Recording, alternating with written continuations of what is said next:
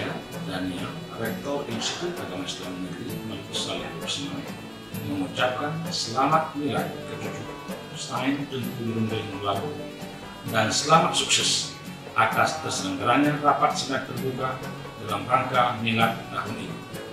Semoga Stein Tunku Berunding Lawu menjadi kampus idaman hati bagi setiap masyarakat Aceh khususnya dan masyarakat Indonesia pada umumnya. Bangkit di tengah pandemi menuju kampus ilmu, religius, dan berdaya saing. Demikian, wassalamualaikum warahmatullahi wabarakatuh.